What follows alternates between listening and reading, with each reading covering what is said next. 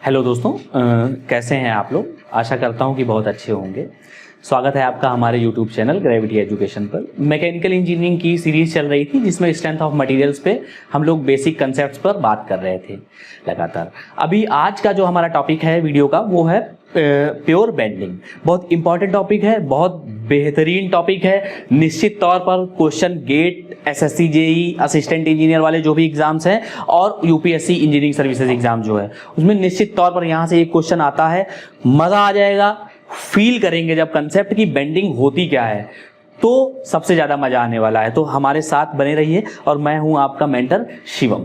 Clear. देखो, अब देखो एक बात समझिए कि बेंडिंग होती क्या है। सपोज ये एक पेपर शीट है, शीट है ये पेपर की, ये इस तरह से है। हमने क्या किया कि इसको इस तरह से एक लोड दिया। क्लियर। इसने क्या किया, हमने इसको इस तरह से एक लोड दिया। तो हो क्या रहा है, ये ऐसे बेंड कर रही है और इधर से भी एक लोड दिया हमने, ये ऐसे बेंड कर रही है। अब देखो यहां पर हमने एक काम किया कि कई सारी शीट्स ऑफ पेपर ले ली, पेपर की बहुत सारी शीट ले ली, तो इसकी एक थिकनेस हो गई।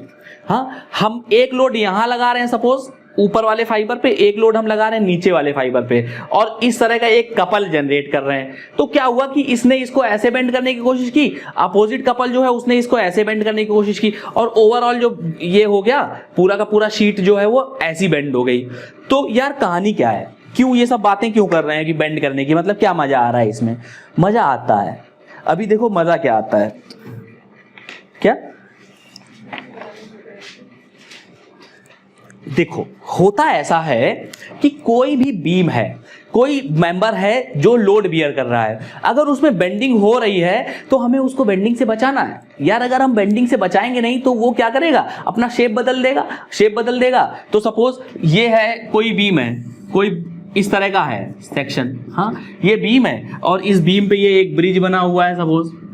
सपोज प्रॉप्ड कैंटिलीवर बीम है। मैंने शायद बताया है पिछले लेक्चर में, अगर नहीं बताया है तो बताऊंगा प्रॉप्ड कैंटिलीवर बीम क्या होती है। हाँ, यहाँ पे ये ब्रिज है इस तरह का।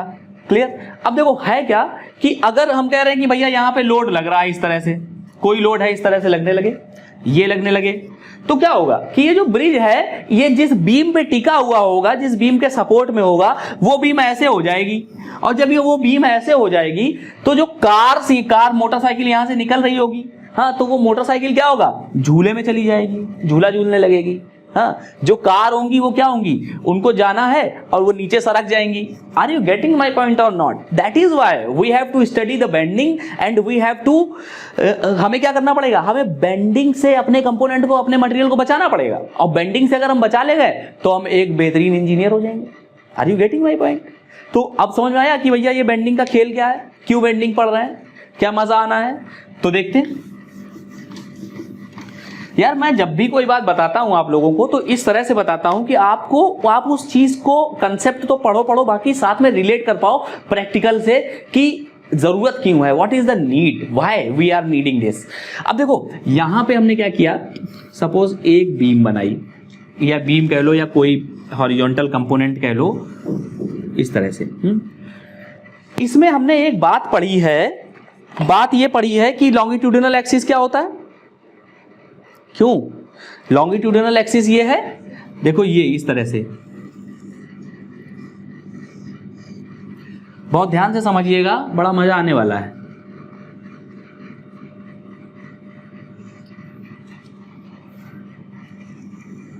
कोई लोग ये तो नहीं सोचते हो कि यार पढ़ाई में भी मजा आता है क्या साथ रहेंगे तो आने लगेगा। देखो ये इस तरह का एक सेक्शन है, एक कंपोनेंट है। इसमें क्या किया कि इसकी हमने तो सबसे पहले बना ली भैया ये एक्सिस, दीज एक्सिस, ये क्या हो गई एक्स एक्स, ये हो गई वाई वाई, और एक एक्सिस जो perpendicular to the cross section है, perpendicular to the cross section, that axis is हो गई जेड जेड। देखो ये जो जेड जेड एक्सिस है इसको हम पोलर एक्सिस भी बोलते हैं, और ये वाई वाई एक्सिस जो है that is known as centroidal axis. जिस पॉइंट पे कट कर रहा है that point is known as centroid, और जो ये जेड जेड अलोंग द जो एक्सियल डायरेक्शन में है दैट इज लॉन्गिट्यूडिनल एक्सिस। ये सब बातें हम लोग कर चुके हैं।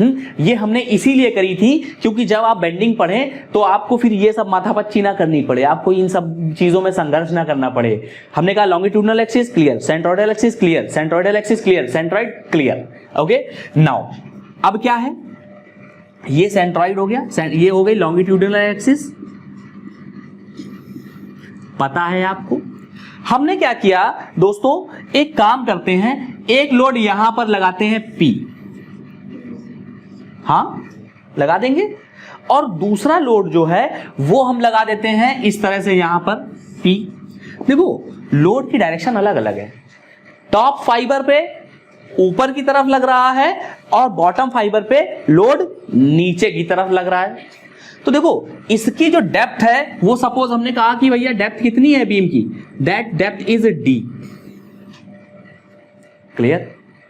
अब जब ये डेप्थ D है तो इस पे जो कपल आएगा, एक लोड ये है सपोज, एक ये है, देखना सुनना आप लोग, एक इस तरह का कोई बार है, इस तरह का ये बीम है हमारी, हाँ एक लोड ये हमने P दिया और यहां से खींच रहे हैं, यहां दबा रहे हैं, तो क्या हुआ, इस तरह का एक जो है कपल जनरेट हो रहा है P इंटू D, क्लियर। तो इसको जब हम हटाएंगे और डायग्राम बनाएंगे तो यहां पे it would be like this,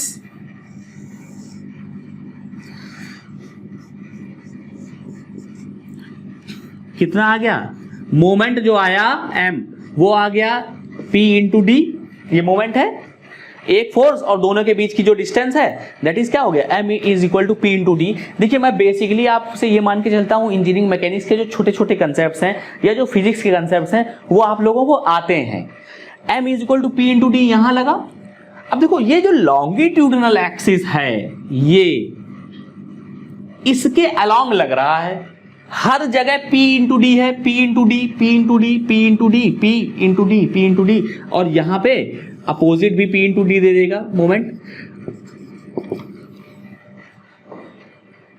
clear. Under the action of that load ये बीम कैसी होने वाली है, ये बीम कुछ इस तरह से होने वाली है दोस्तों,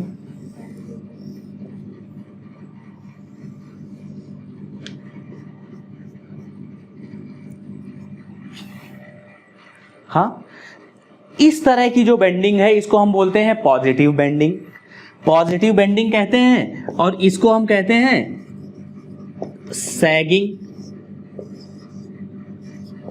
अब यार कोई अगर पूछे कि सैगिंग क्या होता है तो आप बता लोगे कि पॉजिटिव बेंडिंग सैगिंग होती है जब बीम इस तरह से कर्वेचर शो करे। अगर बीम ये कर्वेचर शो करती है तो यही क्या कहलाई, नेगेटिव बेंडिंग, या इसी को कह देते हैं हॉगिंग, HOGGING। तो हमने प्योर बेंडिंग की बात करनी थी। बीम और member is subjected to be under pure bending when it is subjected to two equal and opposite couples, two equal, एक couple M is equal to P into D और एक couple M is equal to P into D, direction opposite, two equal and opposite couples along the axis of the member। Member की axis कौन सी है, ये longitudinal axis, in such a way that the bending moment का जो magnitude है वो remains constant, P into D ही है throughout the whole length of the member, clear, that is what pure bending। अब देखो इसको रब कर रहे हैं, अगर बीम इस तरह की हो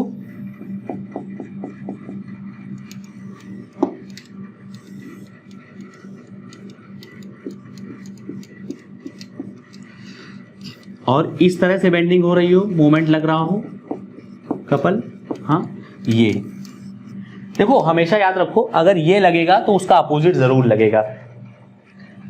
तो ये कितना हो गया रिएक्टिव, कितना M is equal to P into D. तो ये जो बना वो ऐसा बना curvature, that curvature is known as hogging, और इसको नेगेटिव बेंडिंग बोलते हैं, this is what hugging.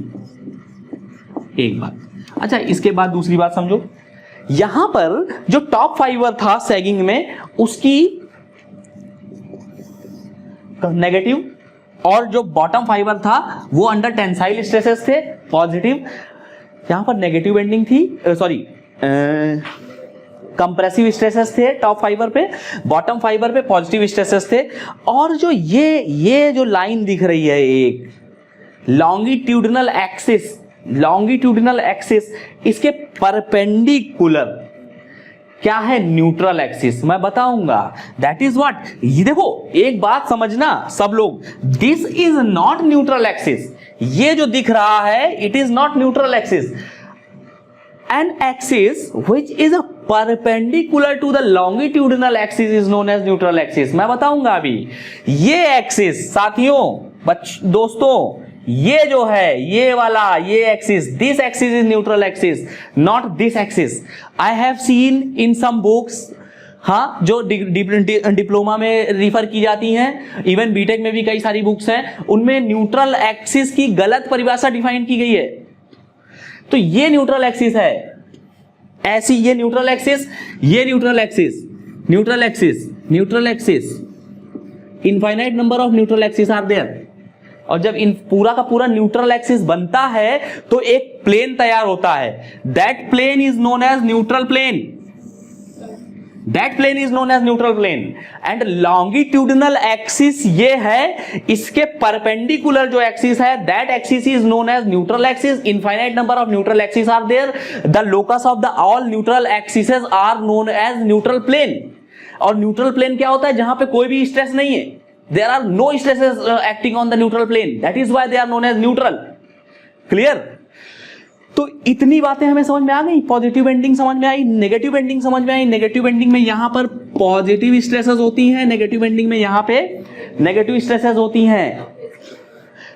Tensile stresses, compressive stresses. हाँ, तो देखो प्योर बेंडिंग का जो ये टॉपिक है इसमें कुछ बेसिक हम लोग समझ चुके हैं और इसको थोड़ा सा और एलेबोरेट करेंगे हम लोग दूसरे पार्ट में, पार्ट 2 में, जिससे क्या होगा कि पूरा कंसेप्ट हमें समझ में आ जाएगा और एक क्वेश्चन उठा लेंगे बेंडिंग का, जिसे हम लोग क्लियर कर लेंगे। तो देखिए, अगर आपको हमारे वीडियोस अच्छे लग रहे हैं तो लाइक करें, सब्सक्राइब करें, शेयर करें, और अगर इसमें कोई भी ऐसा लगता है कि कुछ छूटा है तो हमें बताएं, हम उसके लिए काम करेंगे और आगे और वीडियोस लेकर के आते रहेंगे। तो आपका बहुत बहुत धन्यवाद ग्रेविटी एजुकेशन चैनल देखने के लिए।